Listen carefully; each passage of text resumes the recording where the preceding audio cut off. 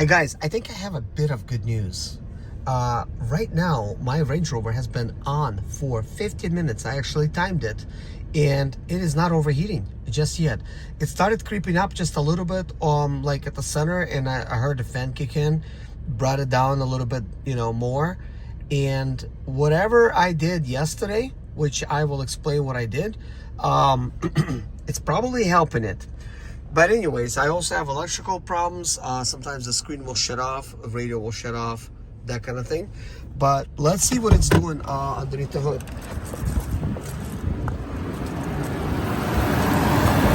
So look, over here, like nothing's happening, which is kind of cool. Engine sounds good. Fan is on, blasting. It was leaking radiator fluid from there. Let's take a look, listen to the engine, and I'll explain what I did.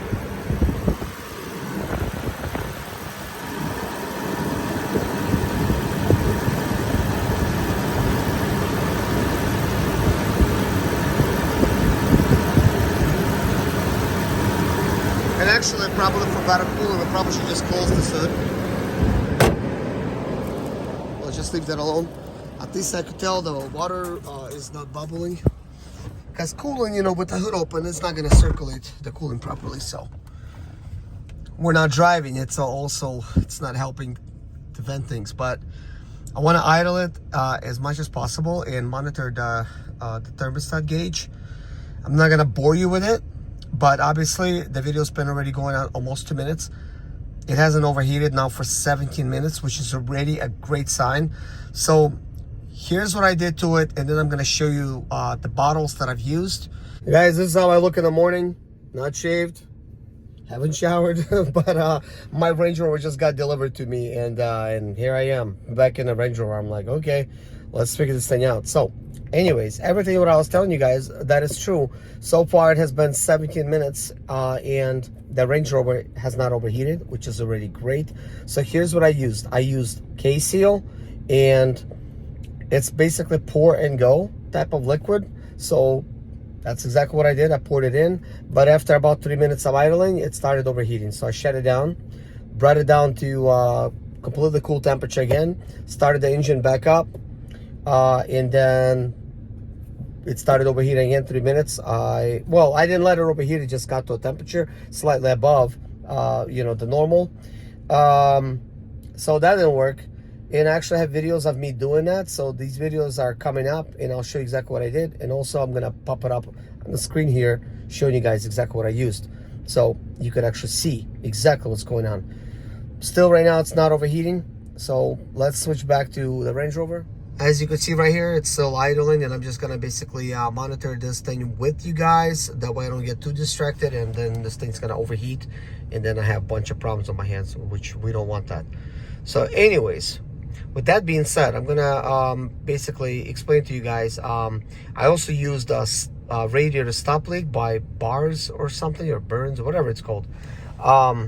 It's kind of like a two-part formula that you pour in there. I followed the directions exactly, and then I bought 2 more head gasket repair things. I bought a $40 thing, and I bought another $20 or $30 thing, and they're basically in that picture. You could see that. I don't know the names to it because I don't have a lot of experience with using that stuff. But anyways, anytime you have like a head gasket leak, it's worth a try. It's worth a try. And a lot of these formulas here, you have to bring the vehicle up to operating temperature and shut it off and wait an hour. So I think when it was overheating last, and I finally called a tow truck, it sat there basically like overnight. So whatever it did with that stuff, it I guess it sealed it, and it allowed it to dry overnight, and now they brought it to me, and I started up, and it looks good.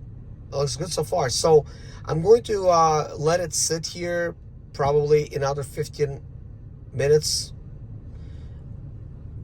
Well, actually, who am I kidding? Let me go out there and drive. So I'm going to just go ahead and give it a drive around my neighborhood while monitoring the temperature. It's starting to creep up a little bit, but we're not going that far. So let's see. You know, either way, I'm not gonna give up. If these formulas, they did not work that well, you know, I'm just gonna keep on starting it, letting it idle, warm up to the operating temperature, then I'm gonna let it sit. So right now I actually gotta drive to the school, pick up my kids. But what I'm gonna do is I'm just driving around. We'll see what happens, because I don't know what's gonna happen. I'm seeing it with you guys for the first time. So last time you guys were watching this thing, it was overheating pretty bad. And if you watch those videos, which I'm sure you did, slow down. Vehicle will lower. What? Slow down. Vehicle will lower. Why is it gonna lower? I don't need it to lower. We have some electrical issues here, guys. Including my electrical seat. It's not working still. I do believe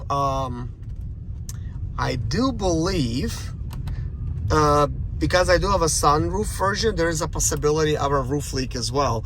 I've watched a lot of videos on YouTube, and the ones with the sunroof, they have a problem with a leaky sunroof. I know. Range Rover issues, you know. It's like, would you really want a Range Rover, you know?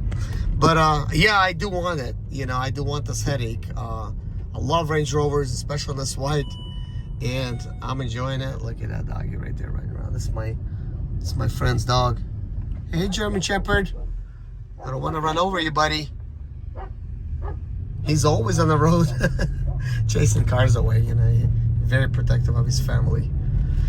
So this is already like a good sign. I've been driving now like 2 minutes. Normally it overheats on the 3rd minute while driving. I mean, even idling, 3 minutes usually. So I don't know, you know. Let's just keep on driving till I see this thing like overheating, which won't be that long, because technically in another minute or so it should start overheating, and it's not. And I'm just doing some light driving here, and just a regular type of a neighborhood type of street, which is not regular by any means, because I live in the country, and you know how it is in the country. There's nothing regular about that. So now we're gonna get onto basically the highway, and the reason I call it the highway, it's 55 miles an hour here. I mean, I still don't want to really take it up to any type of speed. I mean, it's accelerating quite nicely. I'm barely pressing the gas. It's got plenty of power. It's just kind of going. But there is a normal place I like to take vehicles to when I'm diagnosing them, which is my lake. And I'm thinking at this point, I don't even know if it's gonna make it there. It's not like I want to sit there for an hour, let it cool down, you know. So I'm just gonna do some laps around the neighborhood. So far it's been another minute since I last said it might overheat in a minute, and it hasn't overheated. And now it's been idling. I'd say together with the driving, 20 minutes. So far nothing has happened. I mean, maybe those stop leaks really did help. And I think I'm not the only one that tried it. I think the previous owner tried it too, and it did not work, and they just gave up. Because there is some, before I even edit, oh my gosh, that dog running it in the street again. But before I even got a chance to add like any of the liquids, I already seen where the radiator is leaking towards the top. It's got some splatter there. And I'm thinking, okay, that does look like they use something. I don't know what they use, maybe radiator stop leak. You know, the problem with using any kind of those things, it clogs up the radiators. It really messes things up pretty badly, which will then, if the radiator is kind of like clogged up, it's not going to do its job. It's not going to cool your vehicle down anymore. So that's already bad.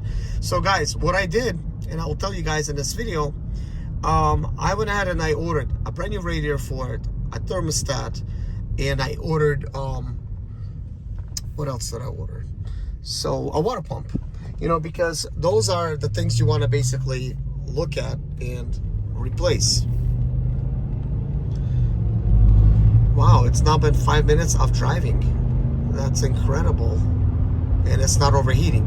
So Who knows? I might just need a radiator. You know, put that in, but I might go ahead and replace the water pump as well. I mean, I don't know if it's been replaced. I really need to look up the VIN on this, but the way it's been taken care of, I think if it was replaced, I don't know if it's going to be listed. I mean, it would be nice to get the previous owner's phone number and say, hey, buddy, I got your problem. Can you tell me what you did to it so far, you know? Oh yeah, I did order that plastic that goes, well, the dash piece. See, look at this thing. Oh my gosh. You see like how horrendous this looks when it's cracked? It's very ugly, very ugly. And the carpet does not make things look any better. I mean, it just hides the problem. And it's a very ugly carpet. So whoever did this really saved money on it. But I got a brand new one, so I'm definitely gonna install it, and you know, I think that should be good. Come on, doggy, get out of the way. Gonna get run over. Gonna get your ass run over here. Well, yeah, I did order a new one of these things. That's new. You know, new leather for it. So, well, so far it's not overheating. So far it's not overheating. I think I'm going to call this video an end, so it's not overheating, and I'm gonna do some more testing with it, some more things, and if anything meaningful that I'm gonna do, I'm going to make a video on that.